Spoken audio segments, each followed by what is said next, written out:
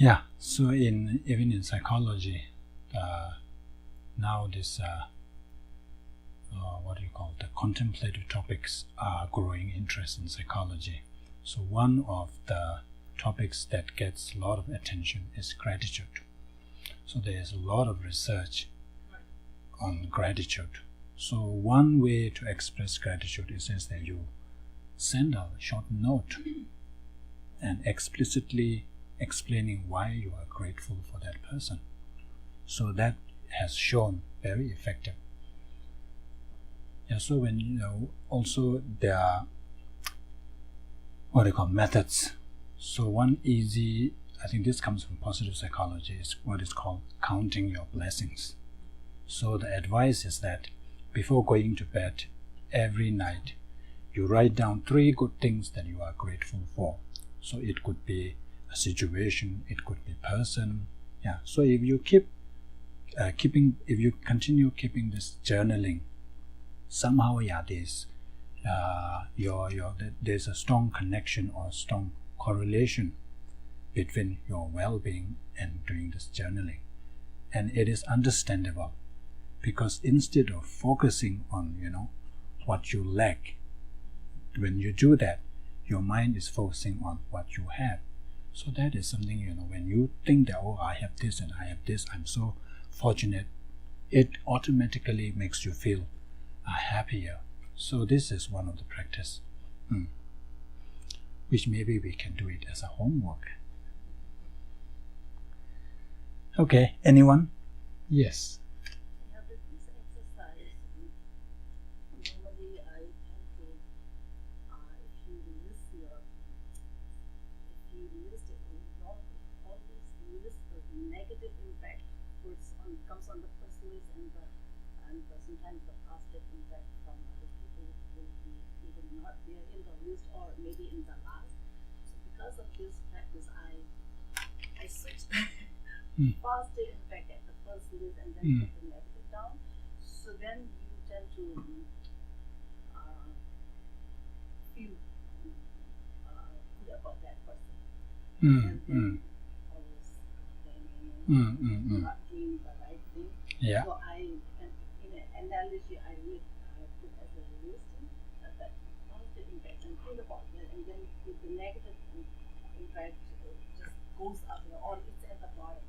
Like a jar, if you put all the negative at the top and the bottom, you will not see it. So I analyze analogy with the jar, but negative and positive at the top. So now I switch the positive at the top and the negative at the top. So I feel better, feeling good about that. My feeling has changed. Even though my tone has changed. So that Okay. Okay, that's good. That's good. Yeah. So if you are going to strictly follow Nikan, then you focus only on positive. You don't focus on negative side, because the first question is, what have I received from that person? So you are recollecting the kindness of that person. So we are not talking about what the person didn't do. So if you try to look for what the person didn't do, then you will find plenty. So that's not our goal. We want to cultivate appreciation towards that person. So the first way, what have I received? So you just write down, okay, when I did it, he did this, he did. It could be just a very small, trivial thing. But that person, just the thought of doing it, it is still worthy of appreciation. Yeah. And then second question is, what have I returned? Normally the trend is that you will have a lot of items that you have received, and then when it comes to that, what have I returned to that person, is very short. And then the third person, what trouble have I caused? That's the main thing. That is where you are really able to see the person in a new light. Because normally we just take for granted. We don't realize that how much trouble the person underwent in order to do that for you. Even driving you here, the person has to sacrifice a lot of things. He has to first wake up early, and he may have other plans. It all has to be cancelled, like this. So when I don't know whether I shared this with you or not. When I did Naikan, so Naikan has all these formalities where the Naikan Mensitsu, the guide who comes and asks questions, kind of interview you every 2 hours interval. So the formality is that, so the first she or he would come, and then he would just kneel down and bow at you, and then you return the same gesture, you also bow back, and then the other person would ask, what have you reflected on? And then you report what you have reflected, what insight you have gained. And then the person will say thank you, and then another bow, and then you bow back. And then the person will go, and of course that in Japan, they have these, the sliding doors. So when they close the sliding door, they will also bow one more time. So there is these formalities. When I first did that with the Dr. Chicago, of course I followed the formality, but it was not really heartfelt.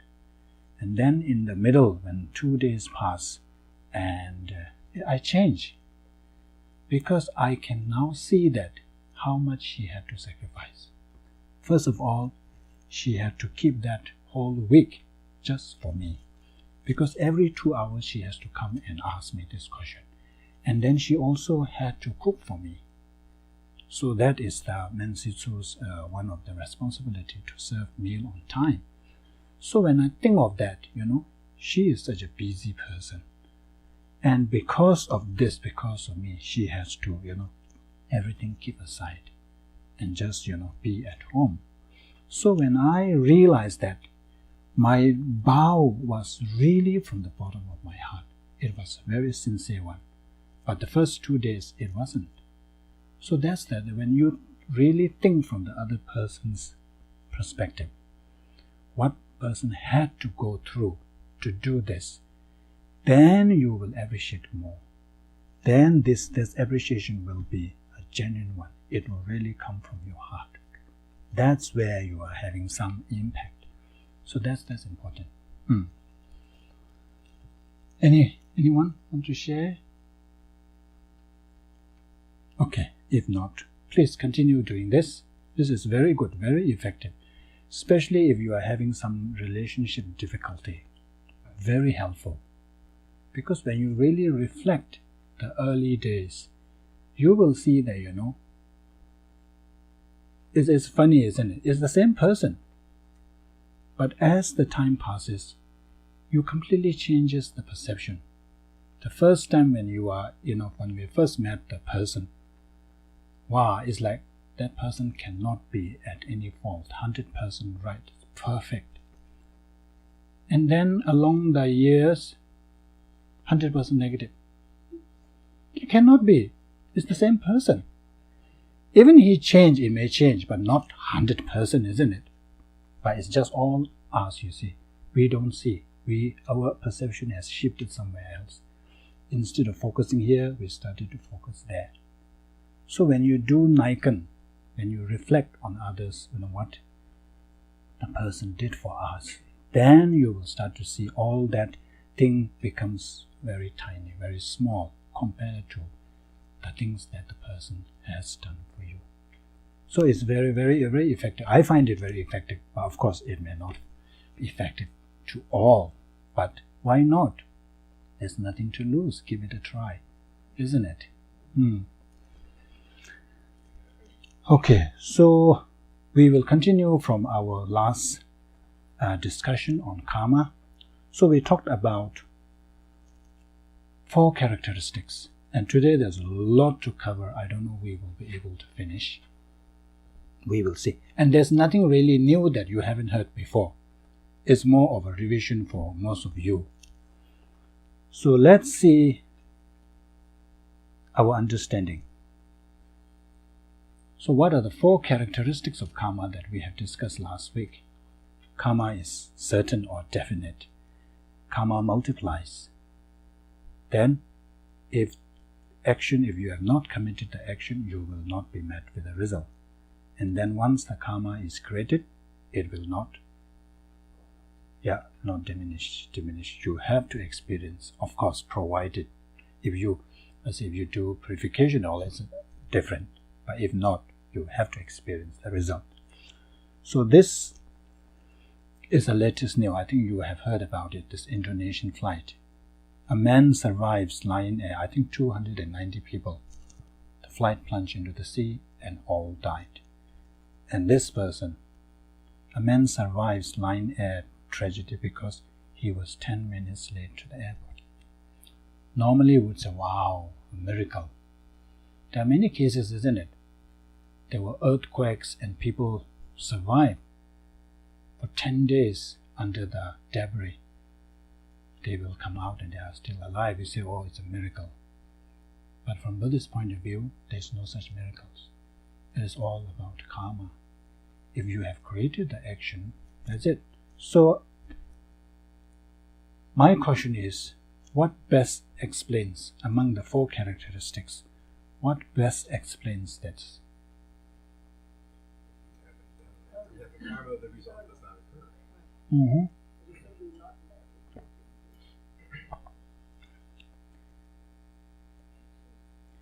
If an action is not performed, its result will not be met. That's true, isn't it? Because you have created this karma. Among how many people? There's one person.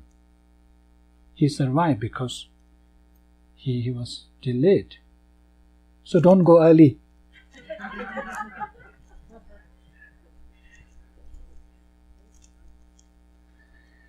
Okay, so it is important. So important to, it's not just intellectual knowledge. Just don't leave it at the intellectual level. Try to think about it. So when you keep thinking of all this, the first, second, third, all these have really a powerful, impact. At the moment when things don't go our way, so all these are, the life challenges, inevitable. We will always encounter difficulties, unpleasant experiences. Our tendency, normal tendency is to blame somebody. Either we blame the external condition or we try to look for somebody to blame. Always somebody's fault. But when you think of this karma, the characteristics, karma is definite, then karma multiplies, and especially if an action is not performed, its result will not be met. When you have a deeper understanding of this, on this, especially just the third one, then you will be less likely to blame others. And that will enable you to have this acceptance. And we all know that acceptance is, the first step to everything. If you fail to accept your situation, then you're stuck there. And we have already discussed about these different stages, the terminally ill people. Most of them, they're stuck at the denial stage. Why me? Shouldn't happen to me. You're stuck there. You're not thinking beyond that. Once you have the acceptance, then you can, move forward in other stages, what to do about it. So it is very important. I'm just reminding you all know, but just a reminder.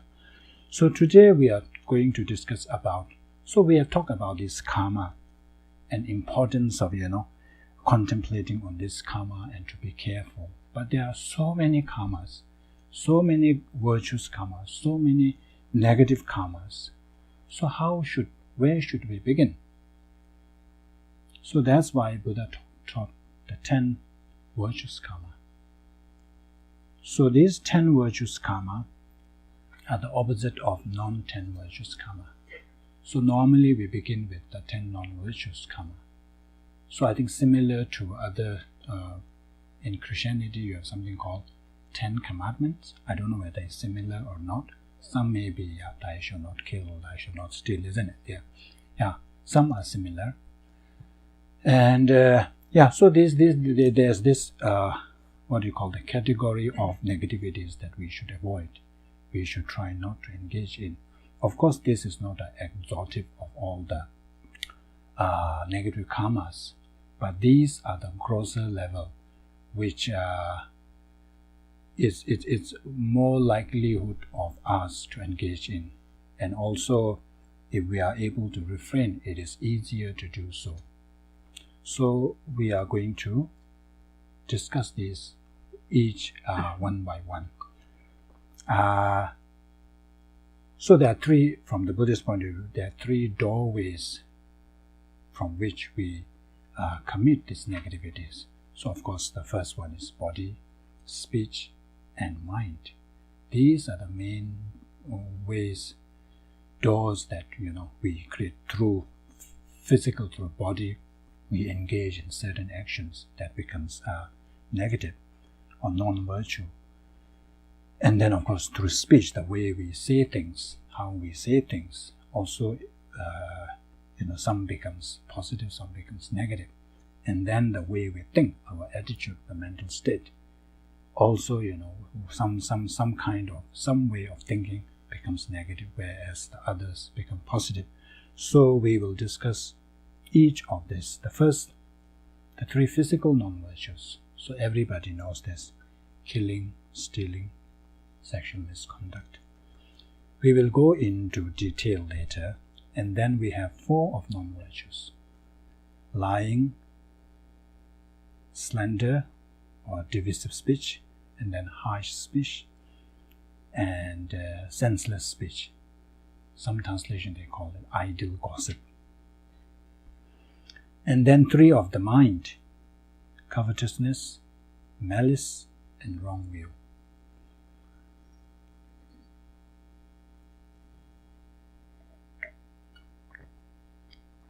And then there is this category of complete and incomplete karma. Some, let's say, killing. So you may engage in an act of killing, but sometimes it does not become a complete karma. So when it is not complete karma, then of course the result will be lighter. So there are complete karmas and incomplete karmas. So to determine that, there are some factors, there are some criteria that, if these criteria are met, then the action becomes a complete karma. Whereas if one of the criteria is missing, then that action does not become a complete karma. So we are going to go through one by one. So that in order to make an action become a full or complete karma, there need to be four factors or four elements. The first one is the basis, and then the thought. In Tibetan we call it Shi Samba Jowa Tatu. So thought, under thought, there are three aspects, three categories: discrimination, motivation, delusion. So the basis is object. So in killing, so the basis of killing is another person, another sentient being, another living being. So that is the basis. And then thought is their discrimination. Discrimination is the unmistaken recognition of that being. We will discuss in detail later. And then motive is the motivation, your intention. And then delusion, there are three, the three poisons. We have hatred, attachment, and then ignorance. And then the actual action, the actual deed, the way we carried out the action. And then there is something called culmination, or the final step.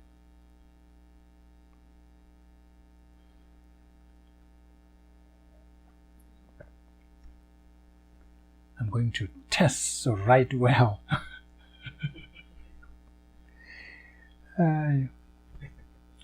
So in Lamrim, so the presentation is different. So the first Lama Tsongkhapa explains all the non-virtues, and then it explains the different results, different consequences of these actions. But I thought to bring it together, so that one after another, it is. I thought it's a better way to do that, and it will also save us time. So, in terms of results, there are three types of results. Ripened result or fruitional result. So that is the main reason. So it's the result that, let's say if we do a killing, if we are born in lower realms, the birth of the life is what they call the resultant karma, or the result, the ripened result. And then there are also something called results corresponding to the cause. Sometimes the karma, it will bring you, bring you to any birth. But then, once you finish that karma, and then even if you say you achieve human rebirth, but then you will still experience result. So result that is the result that corresponds to the cause. So like killing. So because in killing, the corresponding is shortened life. Because when you kill somebody, you actually shorten the other person's life. So corresponding to that, even if you achieve human rebirth, your life will be short. You will live a very short life.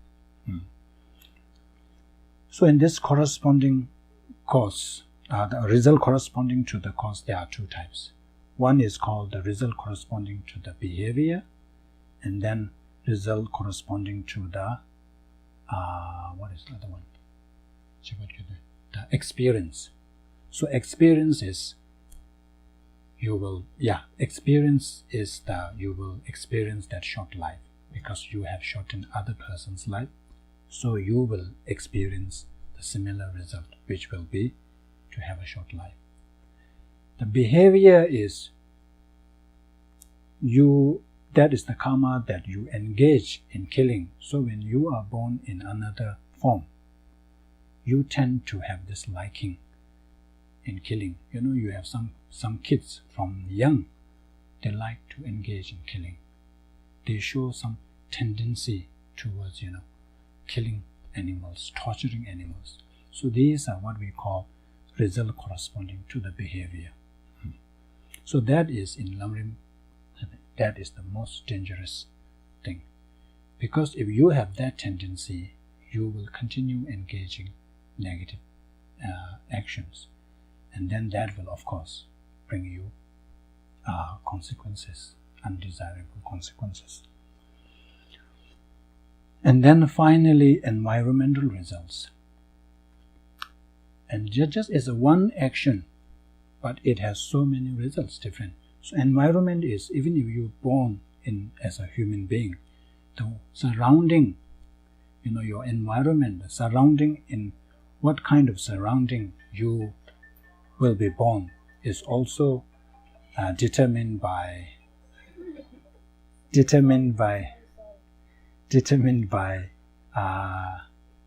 your karma. So that's, the environment. So some people, despite all their effort, they end up, living in a filthy place. These are also, the result of your action. So we will just discuss in detail. So the first, so it can be a bit confusing because I'm mixing this. I don't know whether it's a good way of presentation or it's just making you confused. So what I'm trying to do is, first I talk about the four bases, the four elements of a particular karma, and then the consequences of that karma. So we are now going to talk about the killing. So the four elements. The basis is another living being. In order to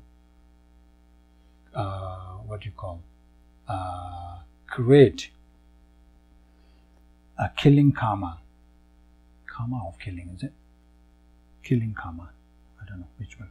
Killing karma, is it? Karma of killing. Karma of killing. Either way, okay. better way. Okay. Yeah, killing of karma.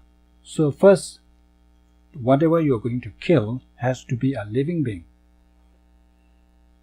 So of course there is a debate, isn't it, whether plants are living beings or not. But from the Buddhist point of view, yeah, it's not. So if you kill a plant, so you are okay.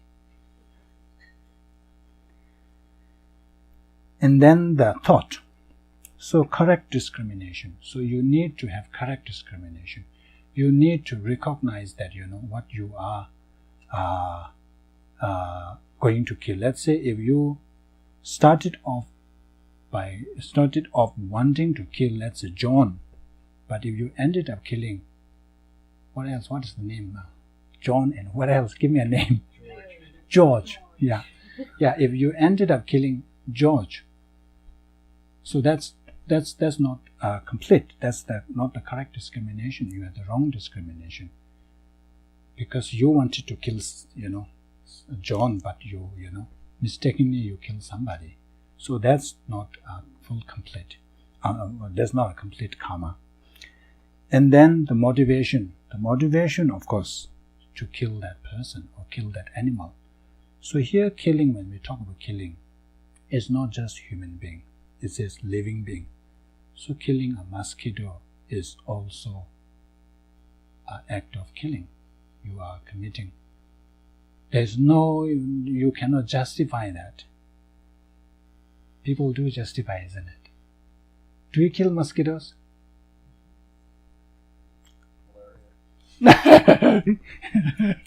Anthony says yes. Yeah, so sometimes we think that, killing like human being and all these are act of killing, and it's like killing insects, cockroaches, and all these are not, considered as killing, but it is, because it also has a life. And the way we treasure our life, they also do the same. They also have, that's why they are, moving here, there, all this, because they don't want to die.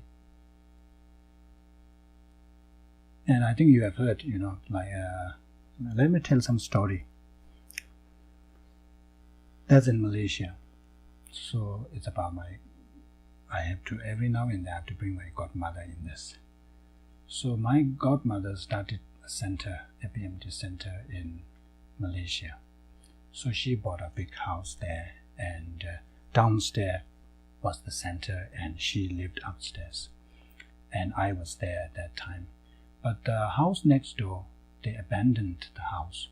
So it somehow, after years, it has turned out to be kind of a zoo. There are all kinds of animals. And then there was rats. And then center downstairs, so you have the komba, and then you have the kitchen, so people bring chalk, all this there. Members bring all this there. So the rats come in, and in the middle of the night, when you go down to the kitchen, you will see 4 or 5 rats. And one time, they have put a hole somewhere, so we thought that this is where they're coming from. We put a ply there. Next morning, there's a hole. Really aggressive. So over there, it is so easy, like here. You just call the pest control. They will just come in, and I don't know what they inject. Your problem solved. My godmother refused to do that. So I don't want to kill all this. So in the end, what they did the recitation of Diamond Cutter Sutta.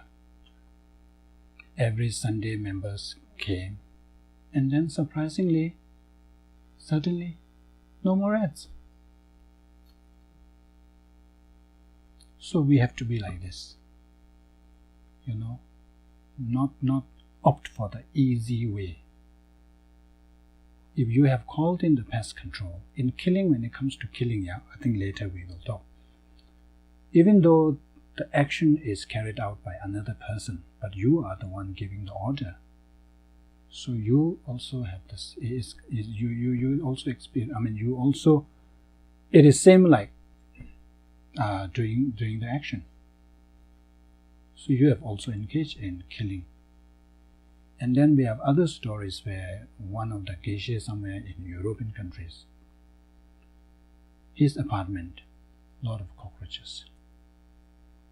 And cockroach, to get rid of cockroach, go to the supermarket and get all kinds of sprays. But he refused to do that. I was told, of course, I don't know, I was told that he diligently picked every time he gets, and then brought it out and released. And then, yeah, of course, it's not just one day, but after years, free of cockroach. And then my godmother claims that mosquito never bothers her because she never kills. And we have also stories of Lama Zopa Rinpoche feeding mosquitoes, giving blood. Somewhere, I don't know, in some country there, and they found Rinpoche there, all that top naked, and you're just lying there and letting the mosquitoes suck the blood. Yeah. So we should not, ignore. Please. If you don't mind, I'd like to ask a question about the second one, the thought. Mm-hmm. Just to clarify, there are three aspects of the thought. Yeah. All three of those aspects have to be present, or Yes. All has to be present. So first you need to have the correct discrimination. You need to recognize what you are really killing. And then the second part is you have this intention to kill. And then, of course, affliction, any of the three poisons. So let's say attachment. People kill for meat, to enjoy meat. People kill for skin, for horn, whatever that. And then, out of hatred, of course, your enemy, there's a lot of anger and hatred. So that's why you want to kill the person. And then ignorance. Some religion have this belief that, the sacrificing animal is a practice, a good practice. And then reason shooting is also this kind of ignorance. The white supremacists or whatever. What was the shooting at the synagogue? Yeah. So this kind of killing, so it's either any of the three poisons, either ignorant, either the hatred or attachment. I have something to say here. Clarification, please. Mm-hmm. Over years and years, I've accumulated lots of mice in my home and in the garage, and I have refrained from killing. I've had, trapping and taking them, but I'm very busy and I don't have time to check. And so if I don't check, they're going to die there anyway. So it's not good. So I was talking. So I've been using. They don't like peppermint, so I've been using peppermint to try to get them to go away. But the other day I saw there was a hole, and I was in the car in the garage, and I saw something, and I thought, well, somebody's not candy, but it went like that, broad daylight. And I was talking to a friend who is a Buddhist, and I was telling her, well, I'm just gonna put the peppermint, and she called me later, really late at night. I was in bed, and she said, no, I talked to my husband. He says, if you don't have hate, it's not going to be, you won't have the karma. And I said, yes, I still will have it. It might be, lighter, but so am I understanding this correctly? Mm-hmm. That I still will have the karma, and then of course, I just got totally confused and trying to figure it out, and because mice are, they're health hazard. they're a health hazard, and so So that's the situation. Any thoughts on that? Send out the invitation to say they come, enjoy. I don't know. Yeah. So of course we normally say that it is best to prevent. Prevention is the best. So before it all happens, you try to avoid. Yeah. So of course, when it comes to the question of whether it becomes the complete karma or not, it is up to you whether all these 4 elements, whether they meet these 4 elements. So once they meet these elements, then yes, it is.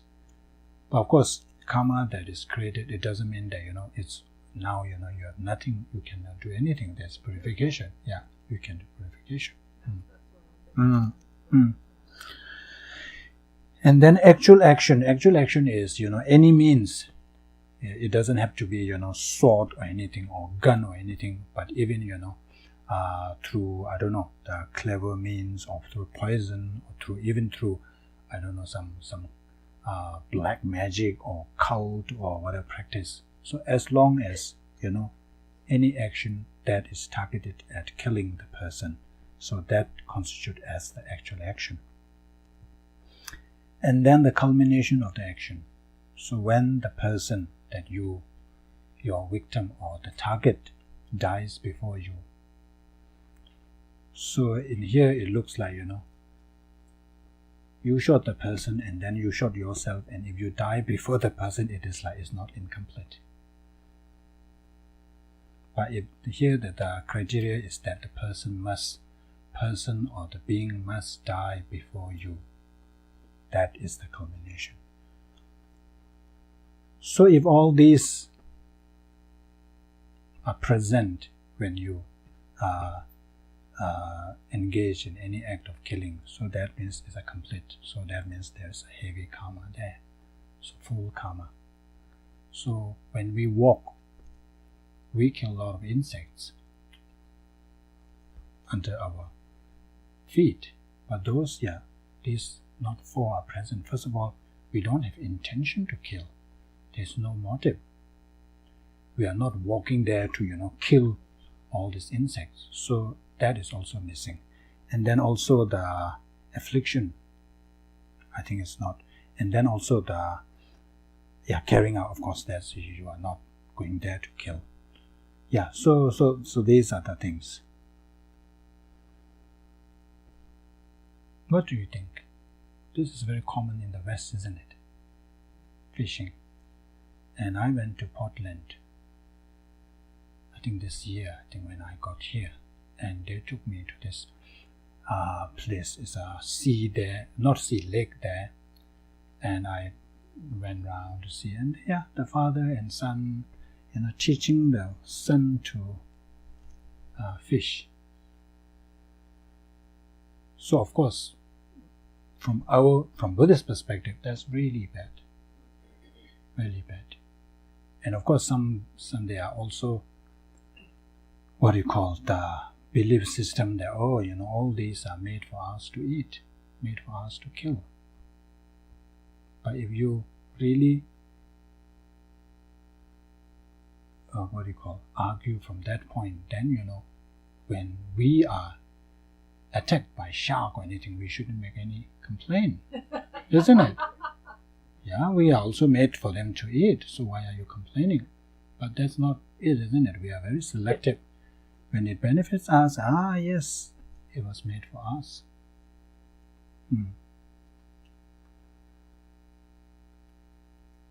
Now the result.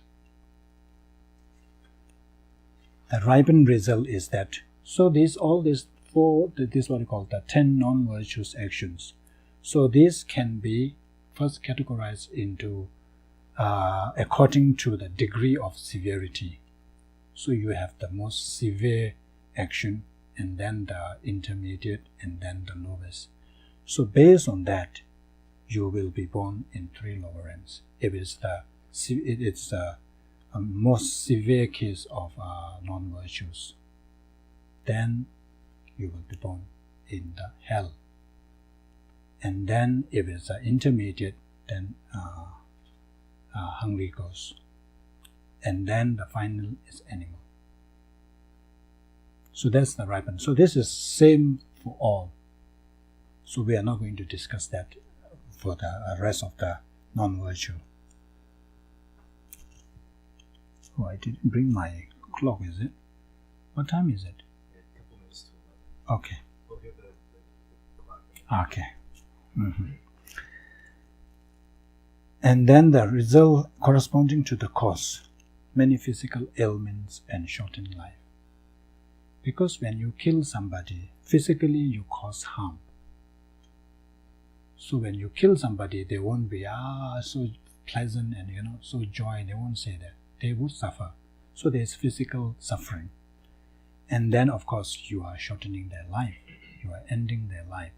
So corresponding result is that when you, even after you finish, spending years in lower realms, when you finally, eventually achieve human rebirth, then you will be born with a lot of physical ailments. We have people, all the time sick. So of course from the Buddhist point of view, from the karma point of view, this could be the result of previous actions. Of course, karma is not just this life.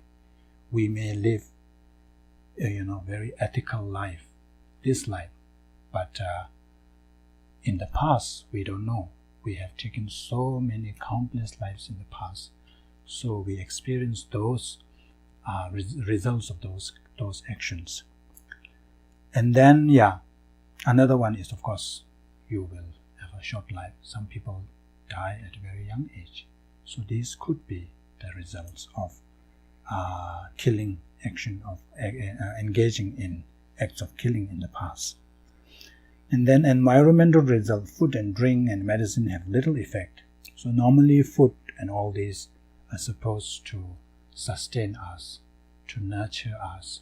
But for some people, let's say if two people take the same food or same medicine, but some food, it gives more, nutrition to one person, but it does not to another person. Like medicine, it works perfectly well for one person, but it does not work on another person.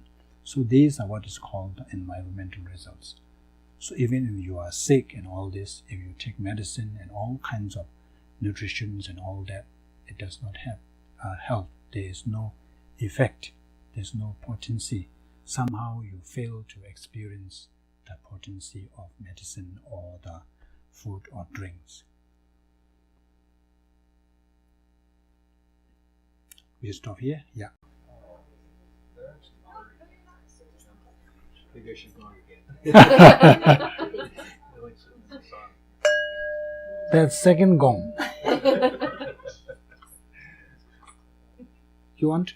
Can I just ask a question? Sure, please. I have always been a very active person in terms of women's rights, and the issue of abortion comes up in my mind when I do this, because I've always been talking to people about compassion for women's position in having to make a choice. And this hasn't given me clarity this morning. It's made me more angst. And usually I come here and I get kind of reassured all the time that I can go out and kind of do my thing and I'm a better person for it. So I'm here today in humbly asking that question. Yeah. Some of the answers you may not like it. From the Buddhist point of view, even just going for abortion. So the fetus, you call fetus? Yeah.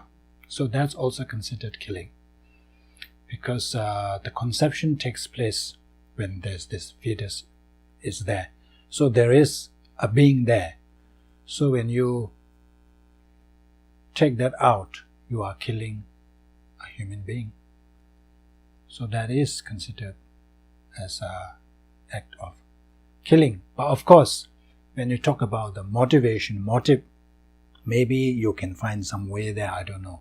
So motivation normally is to kill.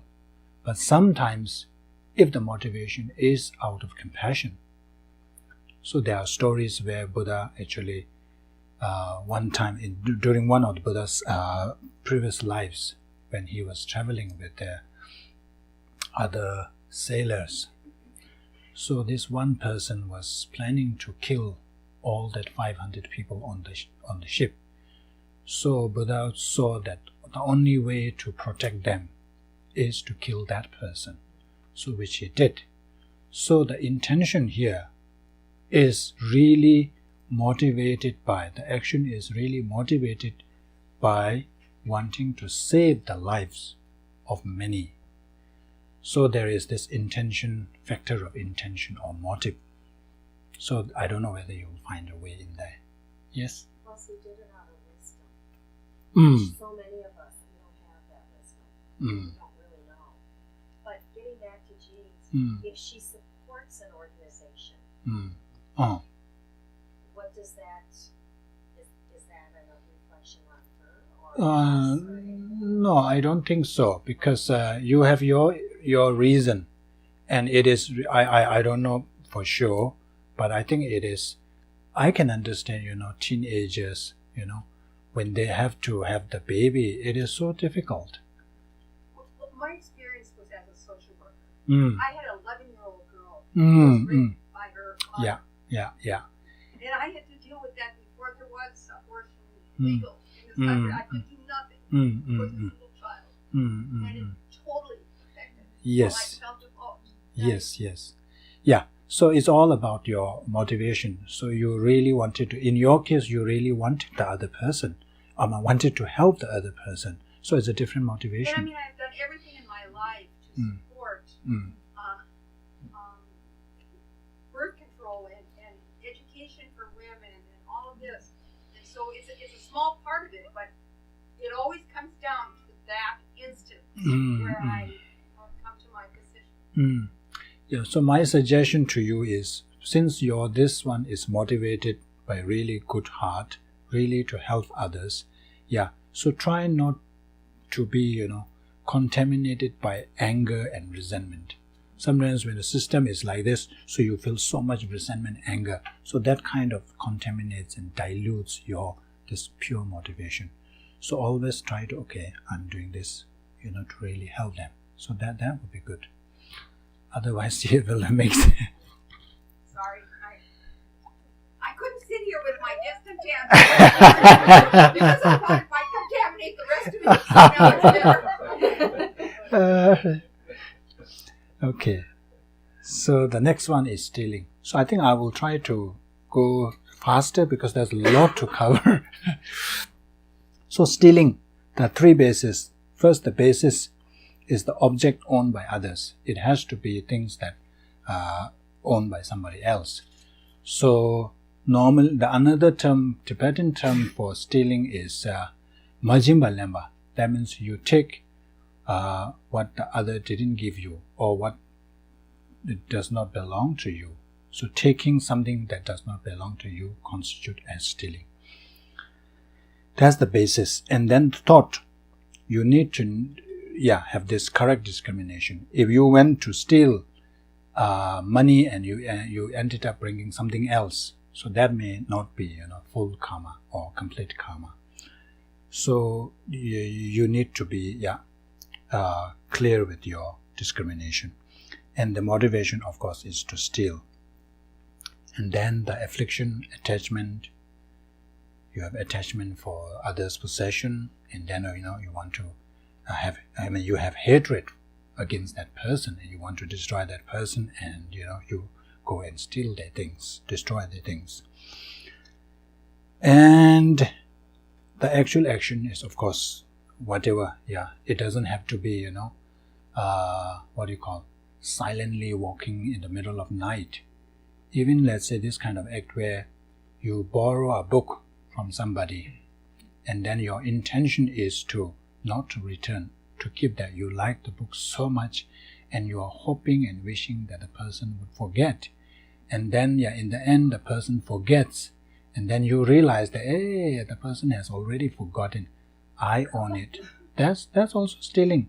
In this case, you didn't, when you walked or enter somebody's house with all that wrapped up and all that, but you still committed that act of stealing. And then the culmination is, now I got it. So when you steal something, and then when you have this, the sense of, acquiring it, that's when the karma completes. Now the results. So the ripened result, of course, as we have discussed, one of the 3 lower realms, birth in 3 lower realms. And then the corresponding cause is lack of resources, live in poverty. So even when you achieve human life, so your life is very difficult. Resources is so scarce. And all the time, you have difficulty, financial difficulty, resources difficulty. So these are corresponding, because when you engage in stealing other people's action, you are actually reducing other person's resources. So the corresponding result is that, you will experience the same way, that you will have limited resources. And environmental is severe droughts or torrential downpours. In some places, you see that year after year there's drought, either too much rain, no rain at all. The crops are, even after so much putting effort, there is no harvest, nothing to produce. It's all destroyed. So these are environmental results. And on the opposite side, if you refrain from all this, and then you have this abundant. So that is also act of giving in generosity, practice of generosity. Then you will have no difficulty. So I always believe that my predecessors, I'm supposed to be the 7th in the lineage. So my predecessors and practicing all this, they must have engaged in this act of generosity. Because for me, of course I don't have millions and all that, but I was never really short of resources. Back in monastery, of course, compared to other Rinpoches, I'm a beggar. Very poor. But as a Rinpoche, you have your own place, Of course, I just stayed in monks' quarter, but monastery's food is somehow I couldn't eat the monastery food, so I always prepare something separate. And I had 2 sponsors from America. So one is Roxanne or something, so I have lost contact. And she would send, I think, $15 a month. And then I have another one, Judith Price. She would send $20. So that will come. Of course, the first one is there's no guarantee, there's no certainty. Sometimes it will come, sometimes it will not. It comes in the form of check. And the other one, she sends $60 every 3 months. That's my my income. And there were days where all my money comes down to 1,000 something, and I was like, what should I do? It started to worry. And then a check comes. Of course, it's not much. It's just $60, and that will kind of help me sustain for a few more months. And then same situation. I was in that same situation many times, like this bit of anxiety. Now how. And then something comes up. So in that sense, I feel that my predecessors has practiced in generosity. That's why even though this is the thing, but always there is a continuation. So it is in Lamrim. It emphasized that if you want to be what you call abundance of resources to engage in practice of generosity. And there are many ways of practicing in generosity. One way, of course, make offerings to three jewels. The other one is to give to those to the destitutes, those who are poor. And the most important thing is to help sick people, those who are suffering and who has no resources, if you are able to help them. So that is the best practice of generosity. And of course, there are generosity, the giving Dharma. The generosity of giving Dharma. So that's, of course, the best. And then finally, the final of the three of the body is sexual misconduct. So basis inappropriate partner. So there are, in Lamrim, there are other kinds. I won't go into detail. It's just inappropriate partner. So sexual misconduct, in other words, is having extramarital affair. Do you call that? Yeah. And then thought, you need to have this clear discrimination or clear recognition that you want to engage in action with that particular person. But if you ended up doing with somebody else, then it does not constitute as sexual misconduct. Then motivation to have sexual relationship, affliction, any of the three poisons, mostly attachment, and of course there is hatred as well. And then the actual action is carrying out, and the culmination of the action when the two touch and experience sensual pleasure. So this is very important. I think one of the major cause of divorce is also this one, because you have a relationship outside your marriage. That's when all that trouble brews, trouble begins. So that's why this,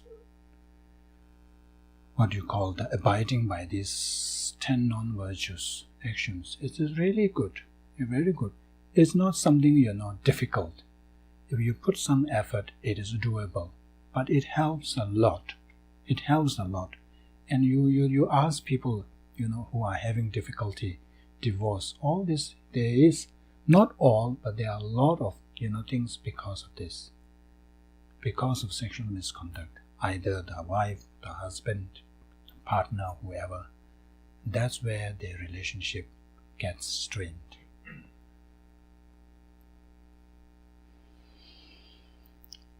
The results, the ripened result is, of course, the three, one of the bird in one of those three rams, and corresponding result is to live with very troublesome spouse.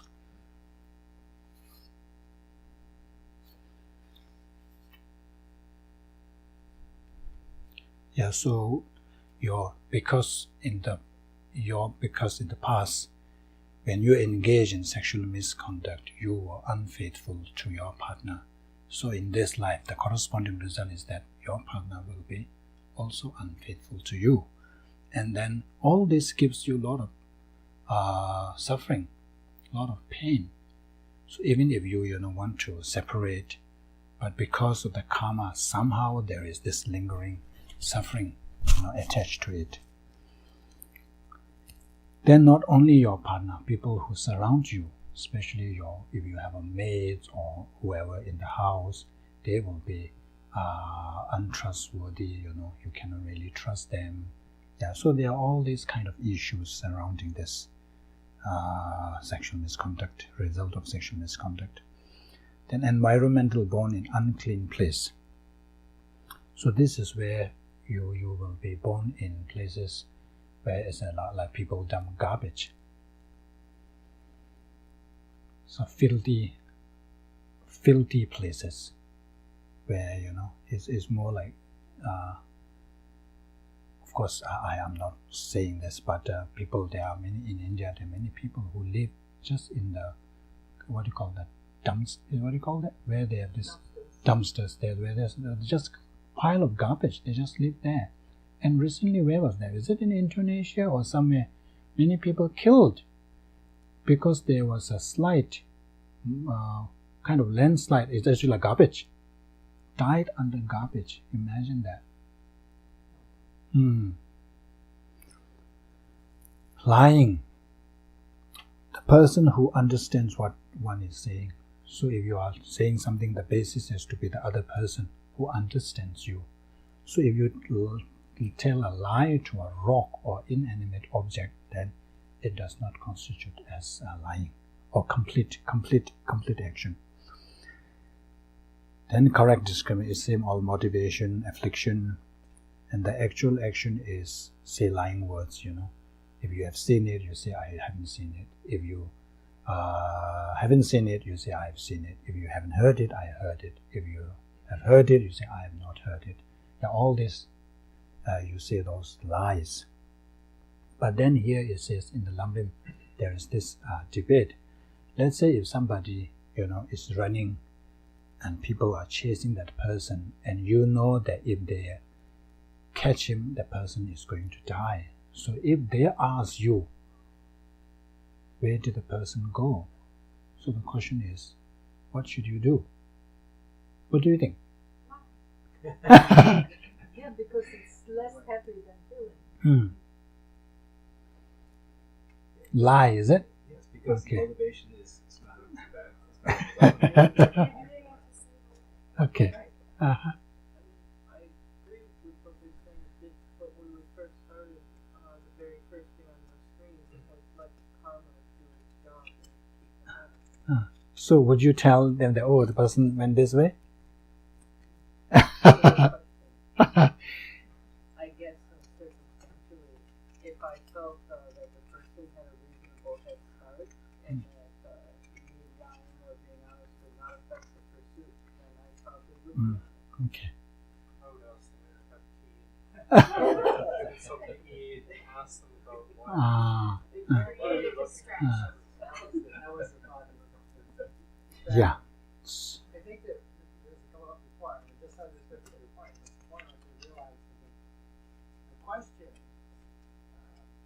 is in particular being directed at each individual person, not the group, because the choice and the potential karmic implications are a personal choice. And I say, I'm going to take the chance. I'm going to commit, some negative karma for the benefit of this person, and I'll take the risk personally. So I said, no, I want that one. If I make the choice consciously to do that, someone else really can't tell me what's the right choice, because they can't determine my karma for me. Yeah. You can say, this is what karma, the Dharma says about karma for me. And then I can say, okay, I understand what I'm choosing, and I think it's, and I'll take the consequences, whatever it is it's worth it. Yeah. I think that's one way to Yes, solve all yes. these questions that are conundrums for people. Yeah. Are you comfortable with the results, the potential results of your choice? So there's a lot of nuances, isn't it? Yeah. So the answer in the Lamrim, it says that, if somebody asks, you know that if you tell the truth, the person is going to be killed, you should say, I'm going to go for a walk or something unrelated, but you are not lying. I change the subject. You are not lying, but you say something unrelated. So did you see the person go by? You say, I'm just planning to go for a walk. So you're not lying.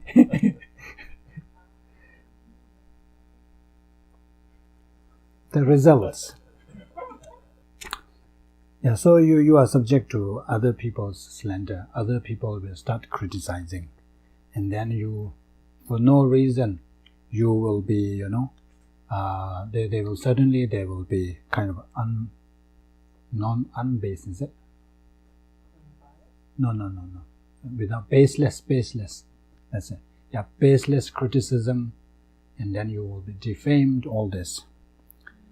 And then because you lie people, so you will be lied too. You will be deceived by others.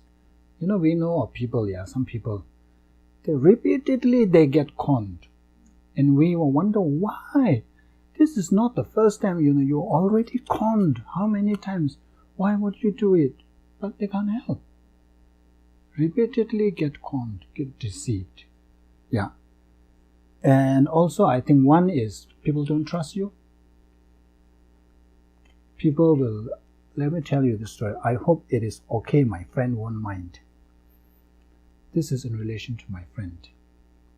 So we have a friend who likes to embellish a little bit. So in India, we call it masala, add masala. So it makes it so juicy, news.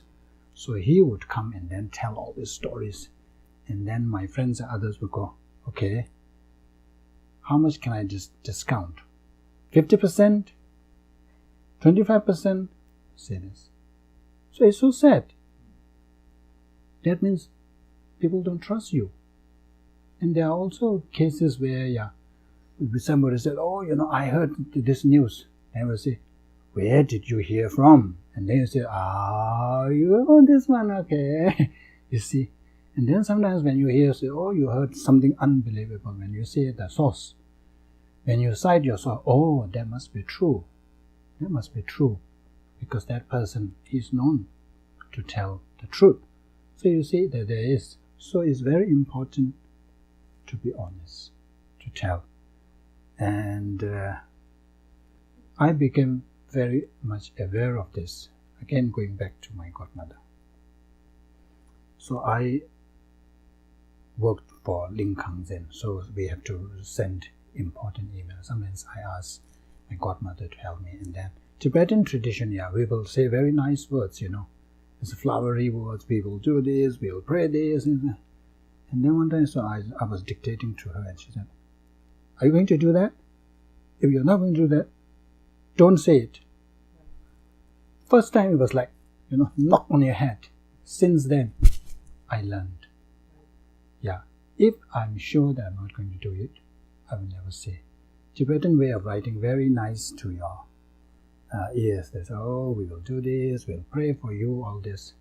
So she questioned me, will you be doing this? Will the monks do this? I said, I'm not sure. No, then don't read.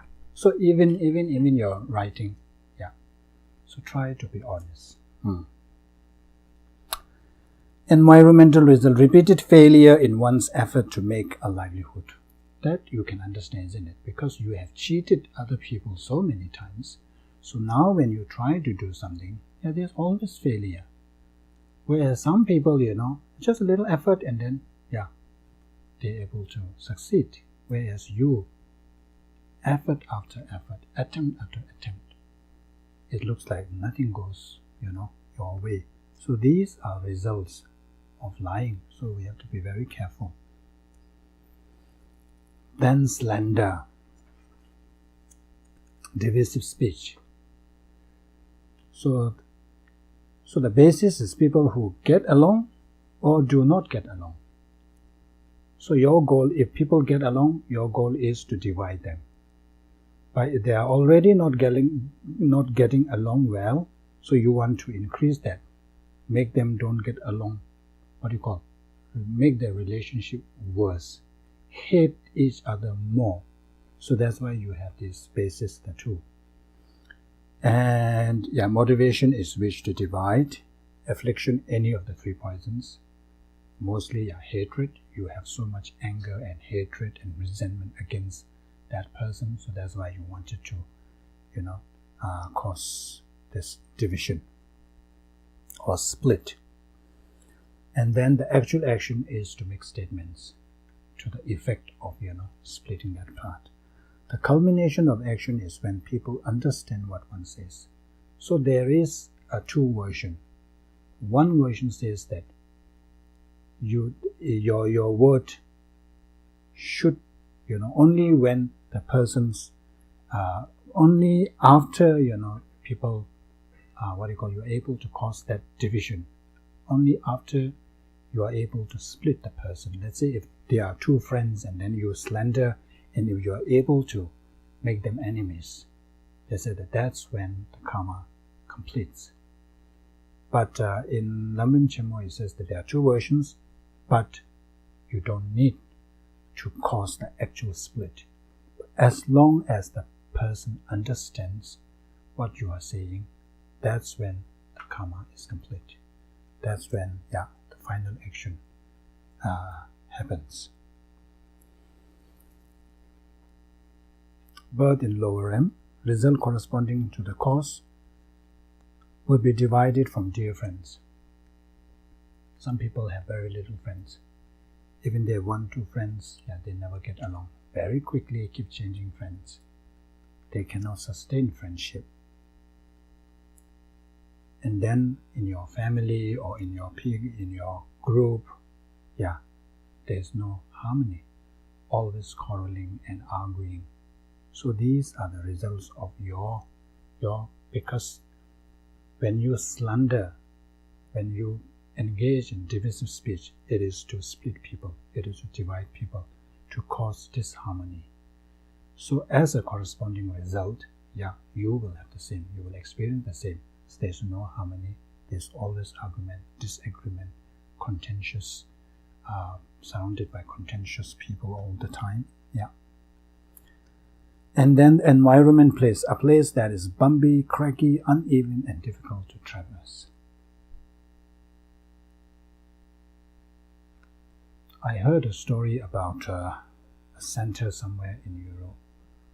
So the members had so much difficulty, there's so much division, there's a lot of disagreements among them. And they have been, the road to their center is very bumpy, and they have applied this application many times to the county, but they never get approved. And it was so bad that they had to bring in a psychologist to work with the members. And after, I think, 2-3 years of working with the members, they finally managed to, kind of come to a reconciliation. And they says that after, when this happens, and they also the road work approved. Of course, karma does not work so fast, not in this life, but just give an example. So this could happen. So some places you can see that roads are every time, mostly in India, even in monastery. Of course, one reason is they don't, do a good job. Everything is just, what we call in Tibetan, we call dolopenje, it's just shortcut everything, And then, just 1 month, 2 months later, already there's a pothole. So these kind of areas, if you're born in that, so there is a likelihood that, your past may have engaged in slander. Please let me know the time, Thank you. Can I keep it? If you want it, it's yours.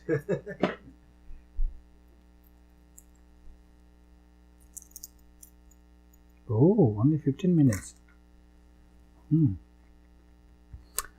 Harsh speech. The basis, another sentient being, and then, thought and all this are more or less same. Motivation to say harsh or abusive, insulting words. And the motivating affliction is any of the 3 poisons, out of attachment, out of hatred, ignorance. Actual action is using the harsh word, saying things, mainly criticizing the person of his, the person's look or whatever it is. And the culmination is meaning of the word is understood, when the person understood that word. So that means even if you don't use harsh word, being saki, using being sarcasm, sarcastic, that also count as harsh word, because other person understood, even though you say a very nice way, but that what is that means. So there's this tongue. The tongue has no bones, but it is strong enough to break the heart. So be careful with your words. Tibetan, I think I have said that before. Tamla nongar mega meaning to pertups. There is no sharpness to your speech, but it can still cut your heart, cut a person's heart into pieces. And I think the most famous analogy they use is, remember there's this story, that the father and the son. The son was very irritable. I mean, he easily gets angry and he says all this. So the father told the son that every time when you get angry and use harsh words, you nail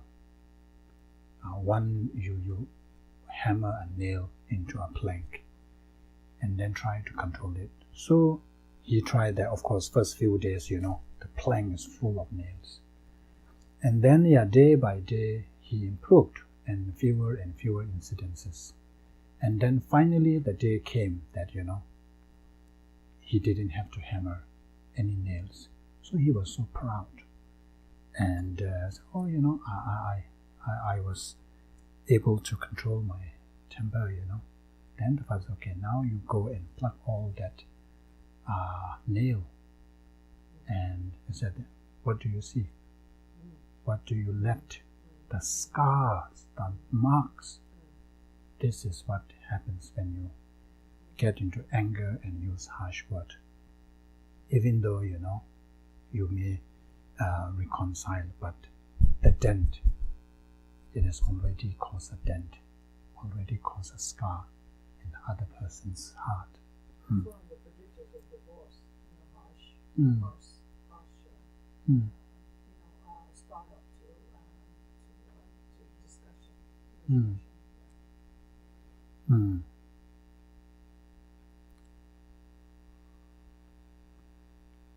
Actually, that should come after this, isn't it? Yeah, it's okay. So the results now. Birth in lower realms.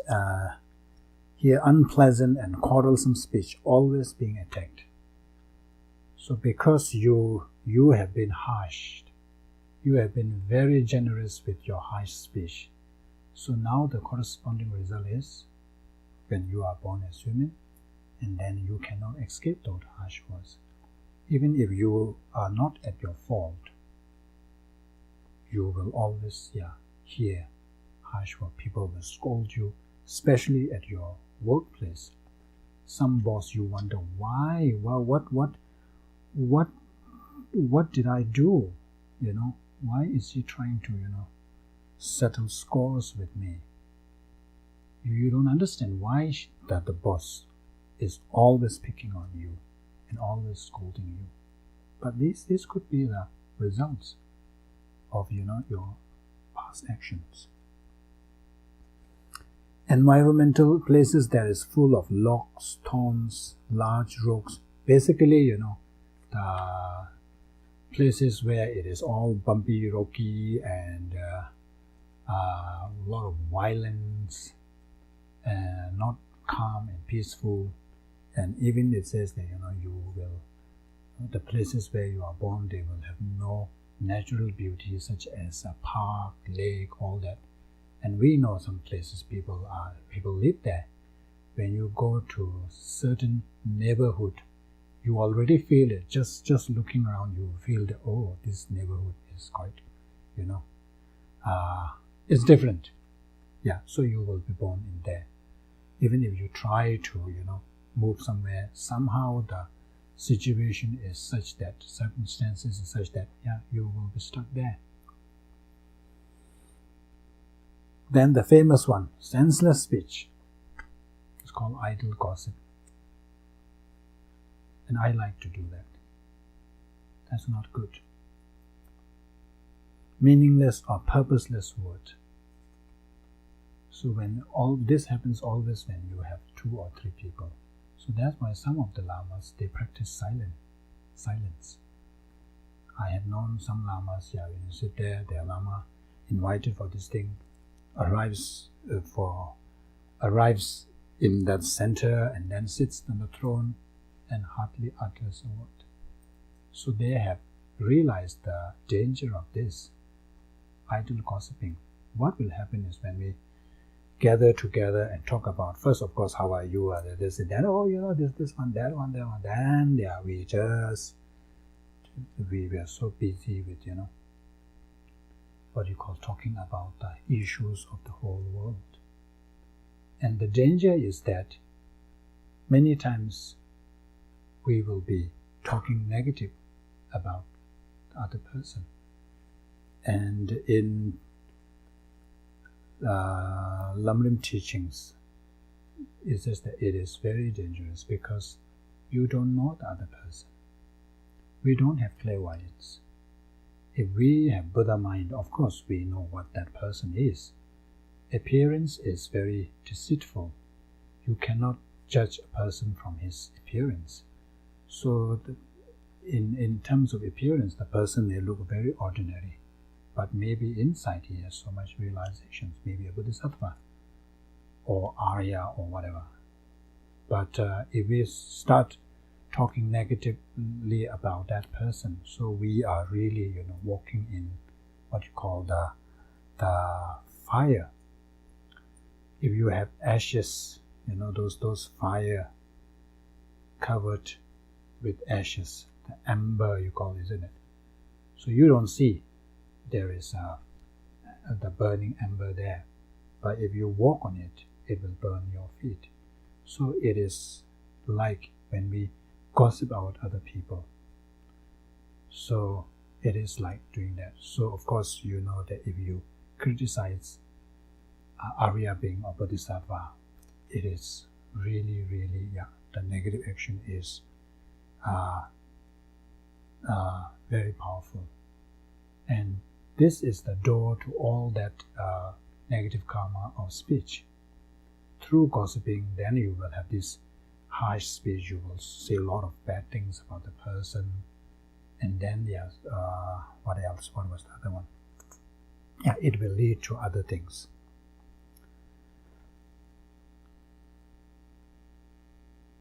So the culmination of the action is when the speech is finished. So person doesn't have to hear, as long as you said it. When you utter that speech, meaningless speech, so that is already a senseless speech. And then there is danger of what you call idle gossiping. The danger is you may spill your secrets, and then you become a prisoner of the other person. You lose your freedom. So there's a Kachipalu. There's a very nice advice.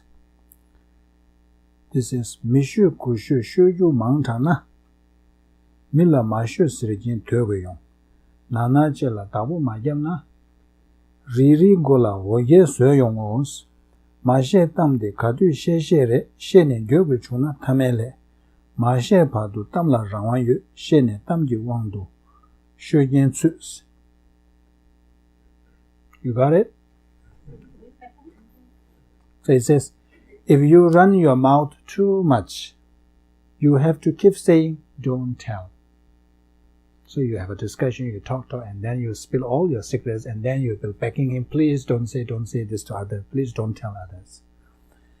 If you don't control your oblong tongue, you will make trouble for your round head. That's also true, isn't it? You say all these things, and then people will come after you. Things you haven't said yet, you can say anytime you want. Saying things you regret is the worst thing to do. Before you say it, you are in control of the conversation. After saying it, you are ruled by it. Then people will talk, oh, he said this, then you will be all the time, You have to be, very careful. So think about that.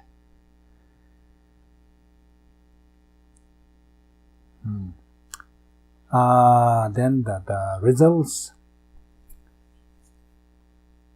Your words would not be respected and lack self-confidence. So because of gossiping, you are saying senseless things. So people will treat your words as senseless, meaningless. So they won't give much regard to what you're saying. They won't give much importance. So sometimes I have known in monastery we have this one, very good intention. And he will say always during meeting and all these things, yeah, people don't take it seriously. He will go on and say all these things. Oh, here he goes. People just say that. Doesn't take seriously. And because of that, of course, you lack self-confidence. So you knowing that, people don't take you seriously, so you lose confidence. Environment born in a place where fruit trees do not bear fruit at the wrong time, or bear no fruit. So these are all just example. So if you are a farmer, then the what do you call your crops, they're supposed to yield harvest, but it does not. And it's supposed to yield this season, but completely off the season. That all affects. So these are some of the environmental results.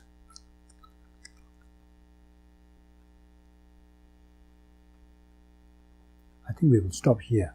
This is now going into the 3 negative actions of mind. This is covetousness.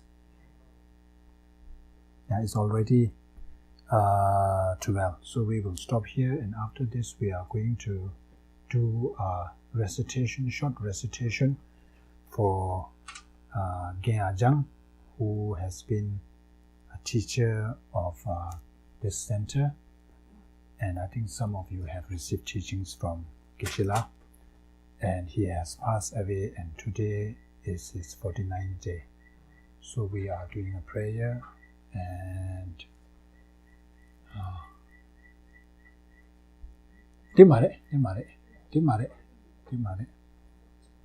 and I have homework for you. So next Sunday there's no class, yeah? I will be away in Phoenix, so there's no class. So you have 2 weeks. So you have 2 weeks to practice. So first week, I want you to continue practicing Naikan. If your time permits, try to do every day, you choose a person and try to reflect on these 3 questions. So you can start from, let's say if you're doing on your partner, so the time you met the person, from there you try to do, 3 years time. This 3 years time, what have I received? So if your time permits, then half an hour and then try to recollect. And then, if you cannot remember much, then you just put 5 years or something. If it's a relationship is only 5 years, then maybe you can focus each day on one year. That will give you, as long as you can recollect your time with the person. It doesn't have to be, you can pick up any person. You can pick up your mother, your father, your sibling, your partner, any person who is significant in your life. So the first week you can try that. And then second week, maybe you can try to do this, to write 3 things that you are grateful for the day. You can do that before going to bed. Today, what happened? Oh, I'm grateful that, something happened. Or I'm grateful that it didn't happen. As I mentioned, coming here, even here, driving here, nothing happened. That's also something to be grateful of. There's a lot of things could happen. There's so many possibilities. But nothing bad happened to you. That's also something to be grateful. And then, oh, I'm here, the place is ready to sit. I'm grateful for that. Somebody has arranged all that, isn't it? So there are a lot of things. I'm grateful for Anthony for, preparing the place, all that. So if you do this, it will be very good. Then you reflect, oh, your life is so good, so colorful. You're worth living. So depression always comes from that. You feel that it's not worth living. So if you think what are the reasons, that, it is worth living, so it will help you. Okay, thank you. So today no time for question. To the prayer. Can I have a copy as well, please? Is there any extra copy? Or if not, it's okay. You have one?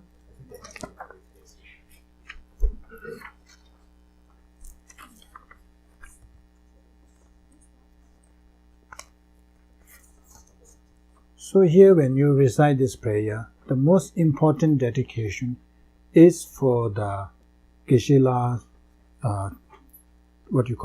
to have his wishes fulfilled. So this is very important. Normally, great beings, their wishes include all of us. There is no selfish wish. So when you pray for their wishes to be fulfilled, then you are also included if you want to be selfish. So it is included.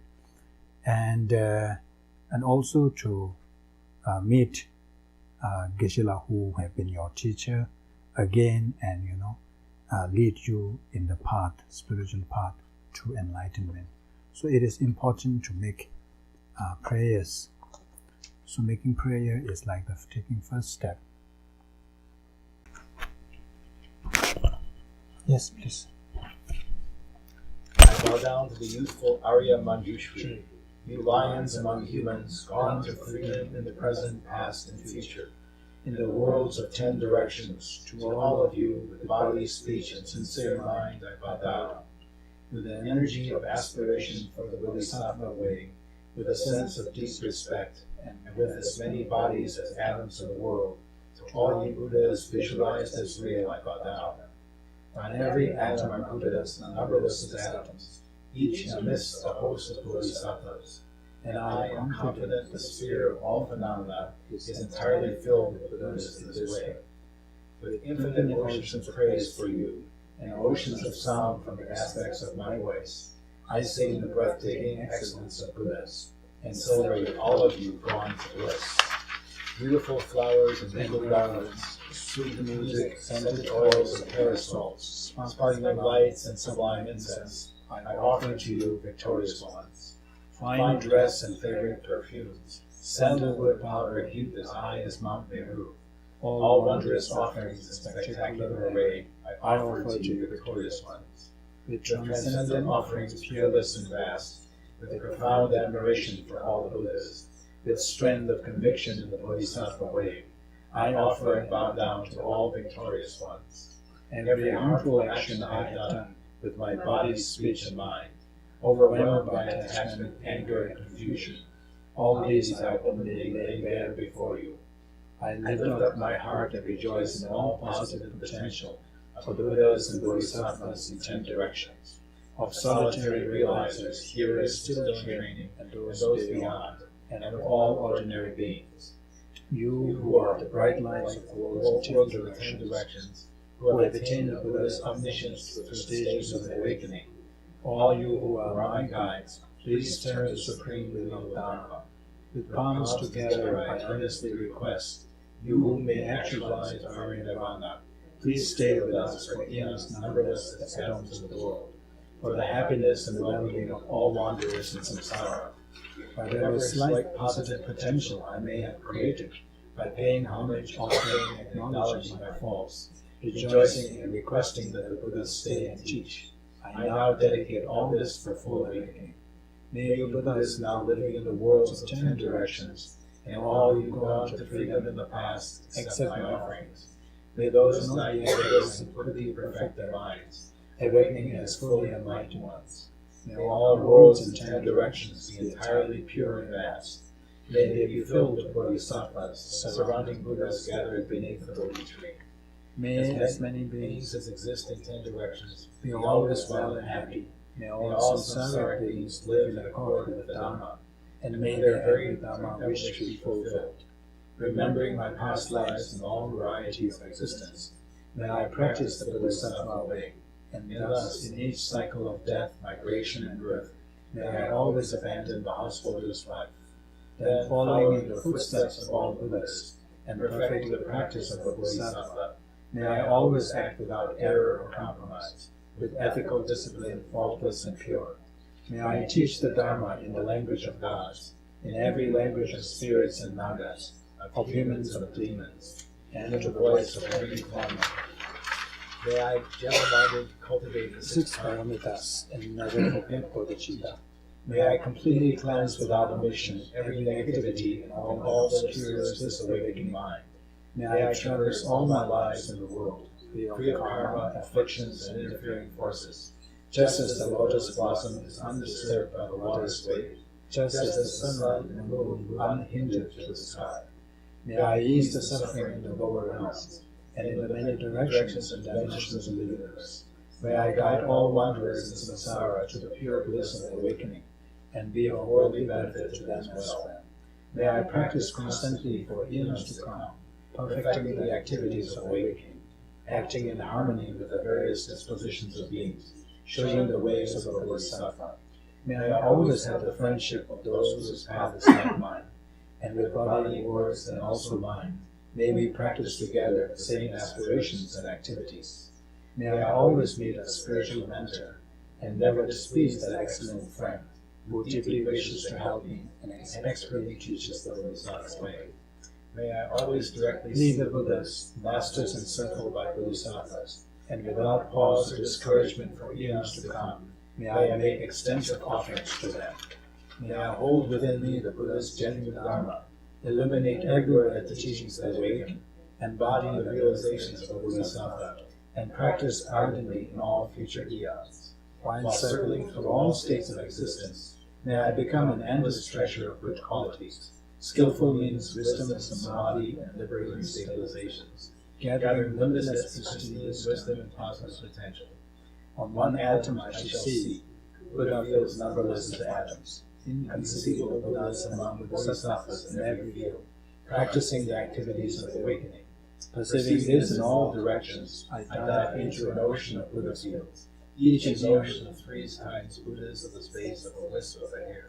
So I too will practice for an ocean. Thus I am continually immersed in the speech of the Buddhas, expression that reveals an ocean of qualities in one word, the completely pure eloquence of all Buddhas, communication suited to the varied tendencies of beings.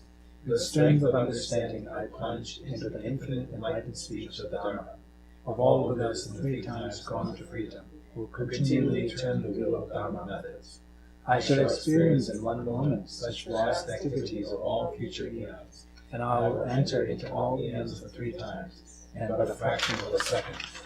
In one instant I shall see all those awakening beings, past, present, and future lives among humans, and with the power of illusion-like stabilization, I will constantly engage in their inconceivable activity. I shall manifest upon one single atom an array of pure light present, past, and future. Likewise, I shall enter the array of pure Buddha fields in every direction without exception. I shall enter the very presence of all my guides, those lights of this world who are yet to appear, those sequentially turning the wheels of complete awakening, those who reveal nirvana, find a perfect peace. May I achieve the power of swift magical emanation, the power to lead to the great vehicle through every approach, the power of always beneficial activity, the power of love pervading all realms, the power of all surpassing positive potential, the power of supreme knowledge unobstructed by discrimination, and through the powers of wisdom, skillful means, and samadhi, may I achieve the perfect power of awakening, purifying the power of all contaminated actions, crushing the power of disturbing emotions at their root, diffusing the power of interfering forces. I shall perfect the power of a bodhisattva's practice. May I purify an ocean of worlds. May I free an ocean of beings. May I clearly see an ocean of Dharma. May I realize an ocean of pristine wisdom. May I purify an ocean of activities. May I fulfill an ocean of aspirations. May I make offerings to an ocean of Buddhas. May I practice without discouragement for an ocean of eons. To awaken fully through this bodhisattva way, I shall fulfill without exception all the diverse aspirations of the awakening practice, of all Buddhas gone to freedom in the 3 times everywhere. In order to practice exactly as the wise one, called Samantabhadra, all-embracing Buddha, the elder brothers of the sons and daughters of the Buddhas, I completely dedicate all this goodness. Likewise may I dedicate, just as the skillful Samantabhadra, with pure body, speech, and mind, pure actions, and pure Buddha fields.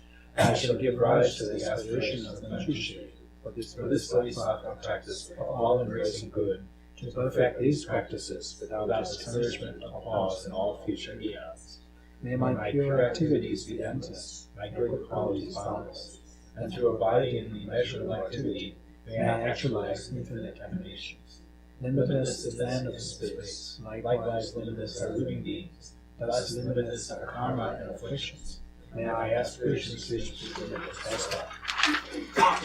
One may offer to the Buddhas all wealth and adornments of infinite worlds in 10 directions, and one may offer to their nearest numberless as atoms of the world, even the greatest happiness of gods and humans. But whoever hears this extraordinary aspiration, and longing for highest awakening, gives rise to faith just once, creates far more precious positive attention. Those who make this heartfelt aspiration for the Bodhisattva way will be free from all rebirths, free of harmful companions, and will quickly see Amitabha, infinite light. And even in this very human life, they will be nourished by happiness and all conducive circumstances, without waiting long. They will become like Samantabhadra himself. Those who give voice to this extraordinary aspiration will quickly and completely purify the 5 boundless harmful actions created under the power of ignorance. Blessed with supreme knowledge, excellent body, family, attributes, and appearance, they will be invincible to vast interfering forces and misleading teachers, and all the 3 worlds will make offerings. Going quickly to the noble Bodhi tree and sitting there to benefit sentient beings, subduing all interfering forces, they will fully awaken and turn the great wheel of Dharma. Have no doubt that complete awakening is the fully ripened result, comprehended only by Buddha, of holding in mind by teaching, reading, or reciting this aspiration of the Bodhisattva practice. In order to train just like the hero Manjushri who knows reality as it is, and just like Samantabhadra as well, I completely dedicate all this goodness just as they did. With that dedication, which is praised the greatest by all who have gone to freedom in the 3 times, I too dedicate all my fruits of goodness for the attainments of Bodhisattva practice. When the moment of my death arrives, by eliminating all obscurations and directly perceiving Amitabha, may I go immediately to Sukhavati, pure land of great joy. Having gone to Sukhavati, may I actualize the meaning of these aspirations, fulfilling them all without exception, for the benefit of beings as long as this world endures. Born from an extremely beautiful superlative lotus, in this joyful land, the Buddha's magnificent mandala, may I receive a prediction of my awakening directly from the Buddha Amitabha. Having received a prediction there, may I create lasting benefit for beings throughout the 10 directions, with ability and emanations by the power of wisdom. Through even this small virtue I have accumulated by offering this prayer of the Bodhisattva practice, may all the positive aspirations of beings be fulfilled in an instant. Through creating limitless positive potential by dedicating this prayer to Samantabhadra's deeds, may all beings drowning in this torrent of suffering enter the presence of Amitabha. Through this king of aspirations, which is the greatest of the sublime, helping infinite wanderers in samsara, through the accomplishment of this scripture dazzling with Samantabhadra's practice, may suffering realms be utterly empty of all beings. Concluding prayers.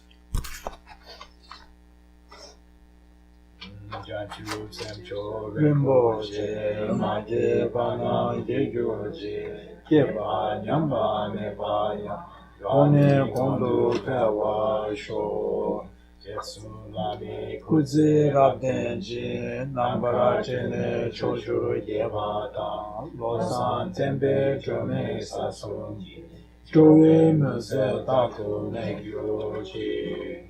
Gangri Rawe Kowe Shinganda, Pendan Dewa Malu Jome Ne, Shenle Sewan Tenzin Yasoyi, Shabe Siti Bado Tenjo Chi, Jampel Pabo Jidara Jemba Dan Kundo Zambo Deyan Dejendo Deda Kunji Jesu Daloji, Yawa Deda Damje Rapto, Dusron Shebe Yawa Tamje Ki, Mowa Gala Chotu Napade, Dajin Jeve Zawa Dingo Jan, Zambo Jeje Ratu Mowa Ji.